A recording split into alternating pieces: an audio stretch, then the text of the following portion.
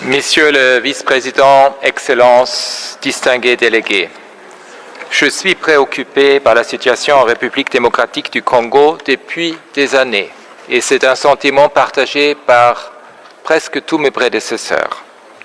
Aujourd'hui, la situation est encore plus grave et alarmante. Toutes les parties au conflit dans les provinces du Nord Kivu et du Sud Kivu ont commis des violations ou atteintes aux droits humains, ainsi que des violations du droit international humanitaire. Ce sont les conclusions préliminaires de la mission d'établissement de fait que le Conseil a confiée à mon bureau il y a 4 mois et qui s'est concentrée sur la période depuis janvier 2025. Et je présenterai mon rapport à ce Conseil ainsi qu'à l'Assemblée générale en septembre. Pour l'instant, les enquêtes et analyses menées par la mission démontrent une apparente absence totale de considération pour la protection des civils pendant et après les opérations militaires. Le M23, soutenu par le Rwanda, a utilisé des armes lourdes lors de son offensive sur Goma en janvier, frappant des quartiers densément peuplés et des camps de personnes déplacées. Quand les forces armées de la RDC se sont repliées, il y a eu un effondrement total de la chaîne de commandement, de contrôle et de discipline militaire. Des soldats congolais et des membres des milices Wazalendo, soutenus par la RDC, ont tué, violé et pillé. Mon bureau est en train d'enquêter sur d'autres violations présumées du droit international humanitaire et beaucoup d'entre elles pourraient constituer des crimes de guerre. Après avoir pris le contrôle de villes et villages, le M23 a arrêté arbitrairement des policiers et de nombreux civils, y compris des enfants.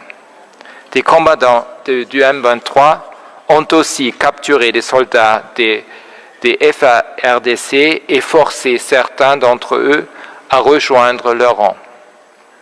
Des témoins ont raconté à mon équipe que les personnes capturées étaient et restent encore détenues dans des conditions inhumaines, dans des camps militaires comme celui de Rumangabo ou dans des lieux de détention informels. Beaucoup d'entre elles ont été recrutées de force par le M23. Le M23 a procédé à des exécutions sommaires et extrajudiciaires en violation manifeste des droits humains et du droit international humanitaire et qui pourraient être qualifiés de crimes de guerre. La mission d'établissement des faits enquête aussi sur des exécutions sommaires présumées commises par les membres de FARDC et les milices Wazalendo. Le M23 a utilisé la torture et d'autres formes de mauvais traitements pour imposer de l'ordre, forcer les personnes à travailler, réprimer toute opposition et extraire des informations. La mission a aussi reçu des informations indiquant que des milices Wazalendo auraient arrêté arbitrairement et enlevé des personnes pour extorquer de l'argent et qu'elles auraient imposé des punitions sommaires dans les zones qu'elles contrôlent. La mission enquête également sur des allégations d'arrestation arbitraire et de disparition forcée par les services de renseignement militaire des FARDC de personnes soupçonnées de soutenir le M23. Distingués délégués, la mission a reçu des informations sur l'usage choquant de la violence sexuelle par toutes les parties au conflit dans le Nord Kivu et le Sud Kivu. Ces violences auraient été utilisées comme une forme de représailles contre certaines communautés, contre les proches des opposants présumés et contre des membres d'autres groupes ethniques. Près de 40% des survivants des violences sexuelles et basées sur le genre sont des enfants. D'après l'UNICEF, au plus fort du conflit, un enfant a été violé toutes les 30 minutes. Ces victimes et survivants ont un accès limité, voire inexistant, aux soins et aux kits de prophylaxie post-exposition, car les parties au conflit ont détruit des centres de santé d'une manière répandue et les bailleurs de fonds internationaux ont réduit le financement humanitaire international. Mon bureau enquête aussi sur des allégations de recrutement d'enfants, notamment d'adolescents, par le M23 et plusieurs milices Wazalendo en vue de les utiliser dans le conflit armé. Distingués délégués, des centaines de milliers de personnes déplacées subissent les conséquences les plus graves des combats dans le nord Kivu et le sud Kivu. Environ 1 million de personnes ont été forcées de fuir leur domicile ou de se déplacer d'un site temporaire à un autre.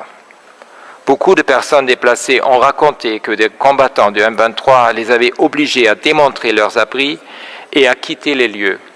À Goma, début février, on leur a donné seulement 3 jours pour retourner dans leur village d'origine où beaucoup ont retrouvé leur maison détruite ou occupée. En mars de cette année, mon équipe a constaté que beaucoup de personnes déplacées, y compris celles qu'on a forcées à retourner dans leur village, au nord Kivu et au sud Kivu, avaient de grandes difficultés à se nourrir et à accéder aux soins de base. Les combats ont causé de lourds dégâts aux écoles, aux hôpitaux et aux systèmes qui alimentent l'arrivée de l'eau, dans Masisi et Rutshuru par exemple. Les violences dans les provinces du nord Kivu et du sud Kivu ont réduit l'espace d'action pour les défenseurs des droits humains, la société civile et les médias.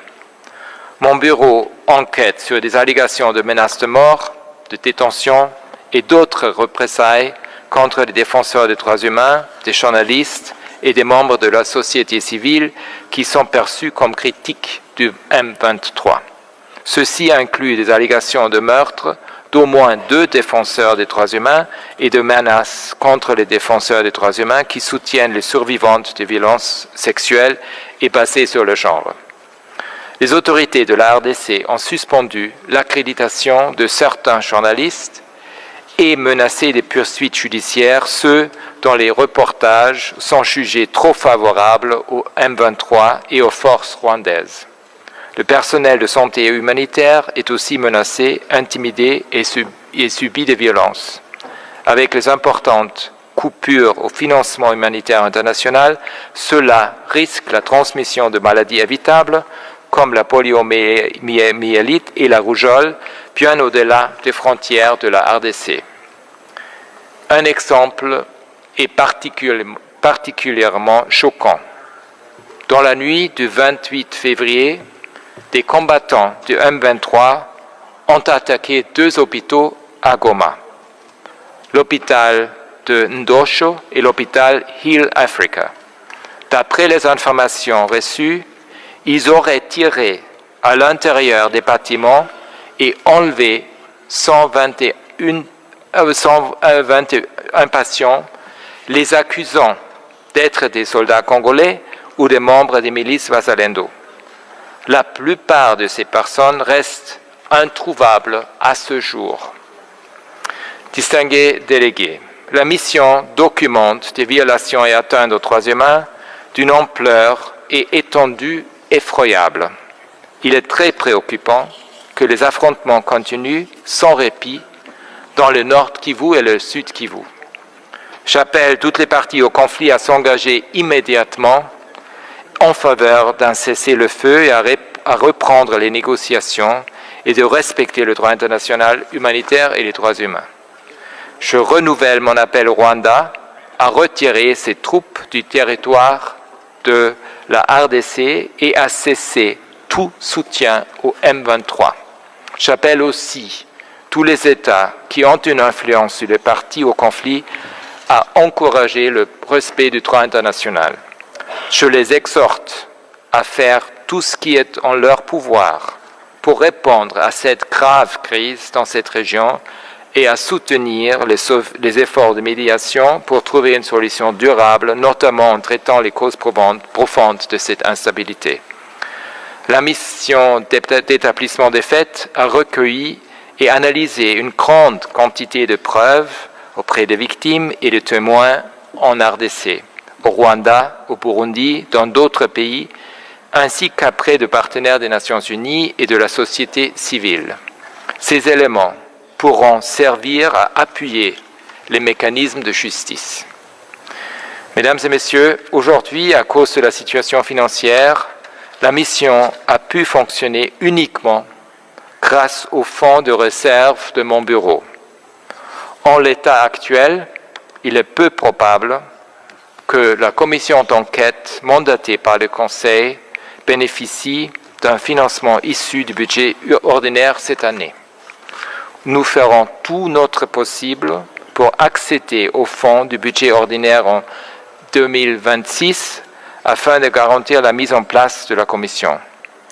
Je vous demande de maintenir votre soutien politique et financier au travail de mon bureau en République démocratique du Congo. Merci beaucoup.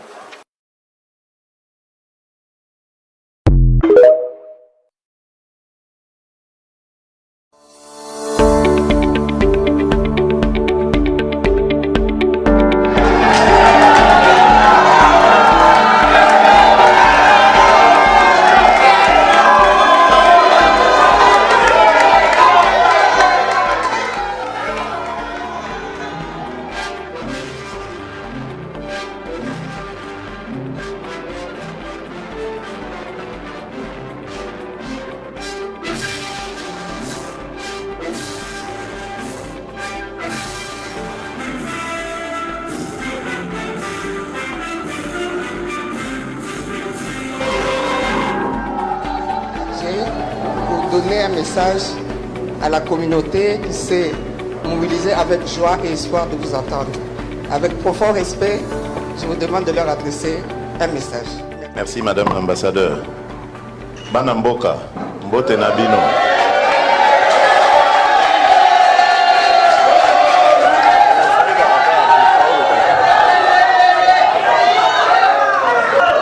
Alors, Nangina Lobaboye, Mboka ezali ndenge bozali kolanda yango, donc tozali ko kamba yango malamu, mais moi bakokoso ezozanga te ndenge boyebi.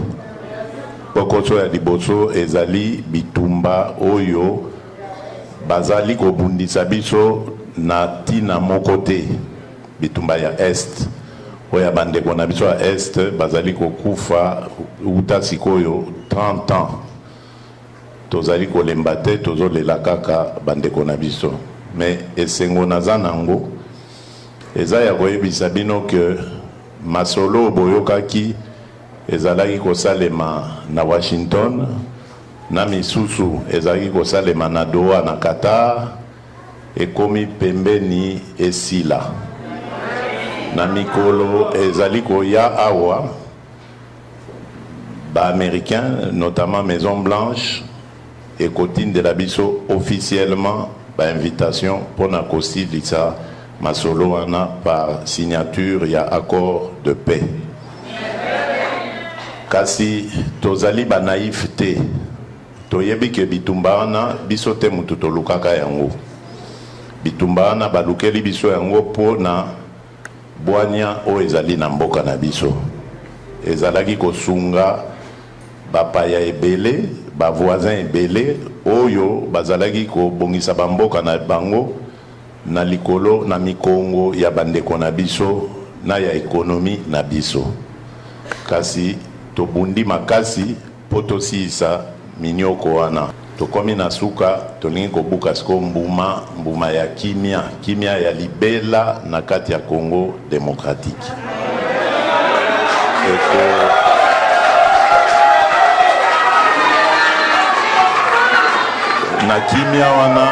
Na kimia wana eko permettre biso sikoyo totonga mboka na biso malamu ndenge tobandi deja kosala yango. Soki bitumba oyo te nde tokomi mosika. Na banzi boyoki bozoyoka basango ndenge banzela ezotongama, ba université ezotongama, ba l'hôpital ezali kotongama, mbongo pe ebandi kozwa makasi, dollar ebandi kozonga sima. Nyonso wana ezali ba objectif o ezali na programme na ngai etikali siko nde bilenge nazali kobongisa rencontre monene na Kinshasa na bilenge o tobengi table ronde nasengaki gouvernement babongisa yango na mikolo ezali koya na kokutana na bato nyonso oyo bazaka na likambo babengi parcours ya emploi to parcours ya création d'entreprise ya ba jeune. Donc je crois que likambo tokosala Afrique mobimba bako considérer biso lokola exemple pour tokosaela ba jeune na biso mosala de telle sorte que bazala lisusu na raison ya kokima Congo te batika na mboka na bango. Yango bozomona tozali kosala effort pona kotonga ba université kopesa gratuité d'enseignement pe kobongisa misala po tango bakosilisa parcours na bango nyonso bazwa pe misala malonga to basala oya bango compagnie entreprise nde yango tozali koluka ekosala sikoyo ke bandeko na biso nyonso bilenge nyonso baza na diaspora bakoyoka yango bakosala pe makasi bazonga likambo pe ya crédit tozali koluka tobongisa yango po moto soki aza na mayele na ye mazangi lomeya atala ndenge nini akoki kozwa soutien ya banque esalisa ye po asala entreprise eza chantier monene chantier oyo boyebi ke ezalaki na premier engagement na ngai ya kosala kocréer baemploi mpona bajeune mpo nayebi ke jeunesse ezali avenir ya mboka na biso esengeli to forme bana na biso naza na esengo ya komona bino mais malheureusement ngonga eza mokuse nayebi ke nakoya lisusu tokomonana parce que tofongoli sikoyo coopération monene na Brésil. En tout cas tokokoba makasi penza na bandeko na biso ba brésilien tolingi sikoyo ko développer coopération sud-sud